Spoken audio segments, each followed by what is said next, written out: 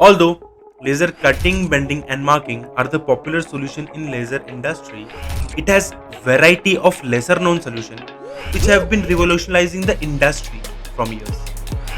The basic principle of the working of laser remains the same, and yet it produces such a variety of results. In today's video, we are going to explore the variety of applications in laser and the basic principle on which laser works.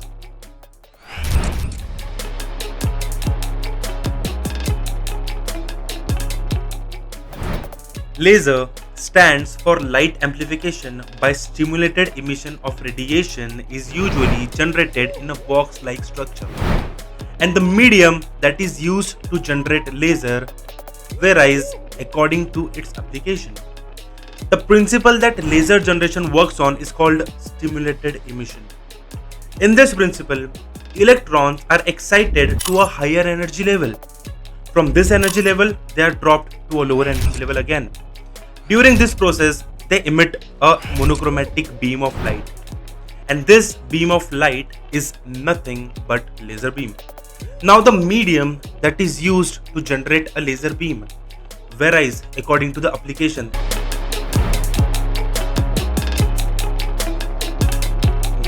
Laser beam has to be transferred to laser head with the help of a medium. Now the medium that is being used varies depending on how the laser beam is produced. Nowadays, there are two majorly popular transmission mediums that are being used. One is fiber cable and second is mirrors. In first case, fiber cable is used where the laser beam is generated by either fiber laser or disc laser.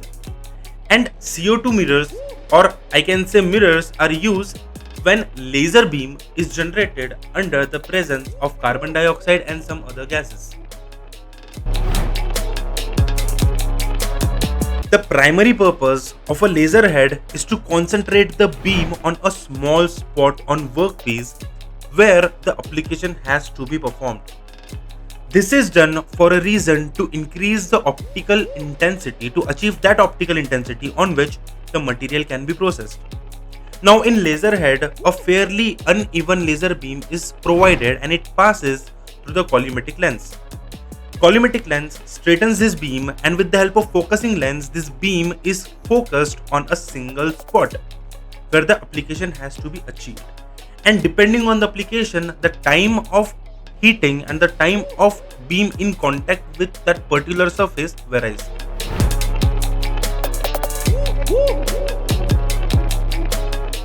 Let us move towards the application area. The first application that we are going to cover is laser cutting. Laser cutting is a fairly popular application in laser industry and it enjoys 80% of laser's market share. Now when we talk about laser cutting simply works on two basic principles. First, the laser beam melts the material on a localized area, and this melted material is then removed with the help of a gas jet. Now basically this process is done by two ways. One way is a fusion cutting process and another way is a flame cutting process.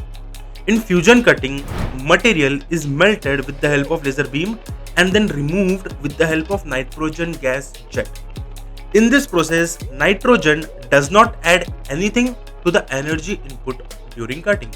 But when we talk about flame cutting, in flame cutting, laser melts the material and oxygen at the same time react with the material and in this way adds to the energy input of the material.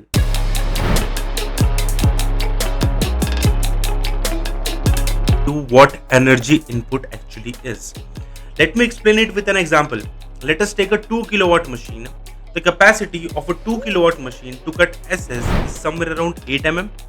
And the capacity of a 2 kilowatt machine to cut mild steel is somewhere around 16 mm. Now this variation is only for a sole reason that while oxygen is used as an assisting gas, it reacts with the material and makes it easy for laser to melt the material and remove it. Whereas when nitrogen is being used as an assisting gas, nitrogen does not react with material, it simply breaks the material down and removes the molten material.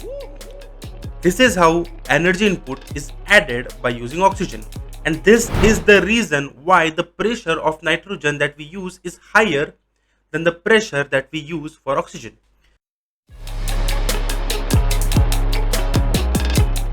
Now, laser welding was discovered only after the discovery of laser cutting machine. Laser welding works on a similar principle to that of cutting, but in this the molten metal is not removed, but it is used to weld two materials. In laser welding, laser beam is focused on a localized spot. On this localized spot, molten material is created. This material is then used to fuse two metal sheets. In this way, the operation of laser welding is carried out. Now, the mechanism of laser welding is in a way similar to laser cutting. It has the similar laser source from which laser beam is generated. This generated beam is then transmitted to laser head with the help of a transmitter, either mirrors or fiber cable.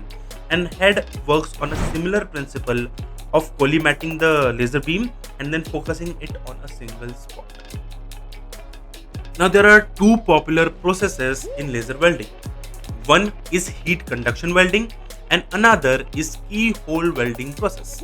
Now, when we talk about heat conduction welding, in this process the material is welded to a point slightly higher than the melting point, but not to a point where the material gets vaporized.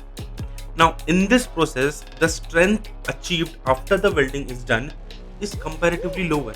Now, when we talk about heat conduction welding, this process is generally used in places where smooth and aesthetic finish is required.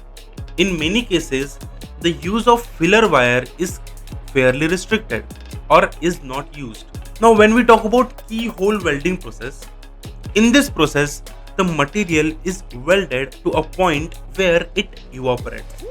The laser beam dive deep into the material, and in this process we are using filler wire as an external agent to add extra material into the surface.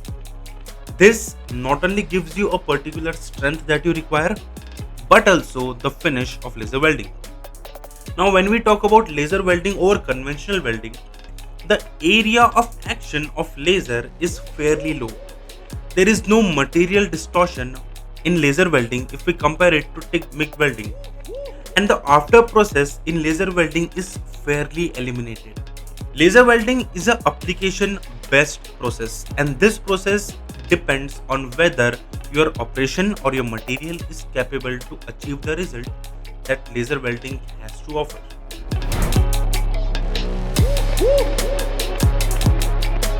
Now, let's talk about yet another solution in laser industry, which is laser marking solution. Laser marking is fairly popular in industry for logo marking, QR code marking and part scanning processes. Laser marking process is nothing but a process of imprinting a high resolution image on a surface of a material. Now, in this process, laser heats up a particular localized area in which it alters the chemical or material property of that particular area, and because of which the imprint is created due to the change in the property of the material. Laser marking generally works in a power which is way lower compared to laser cutting and welding. The power of laser source in laser marking range from somewhere around 10 watts to 100 watt and little bit above. Now, there are four major types of laser marking processes, which are annealing, discoloration, carbon migration and engraving.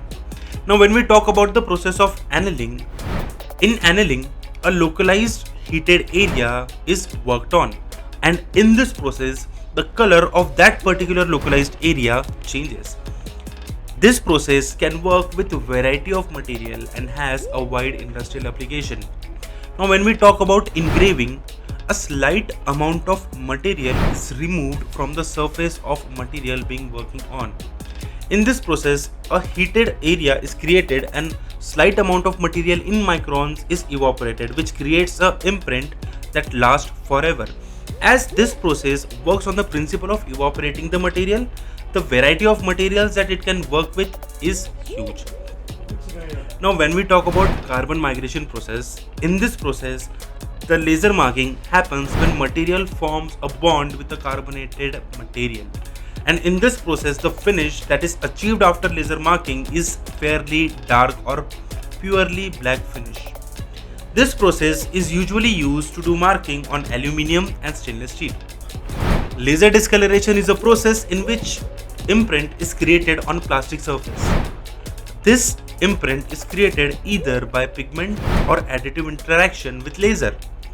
In this process, the surface that is formed due to the localized heating is called either foaming or frothing. Now in this video, we have covered the basic principle on which the laser works, and we have seen the application of laser in laser cutting, welding and marking. Now in our upcoming video, we'll be covering the application of laser in laser cladding, surface hardening, laser engraving, non-metal cutting and 3D laser cutting applications. Now if you want to know more about such industrial machineries and their application, we invite you to subscribe my machine store.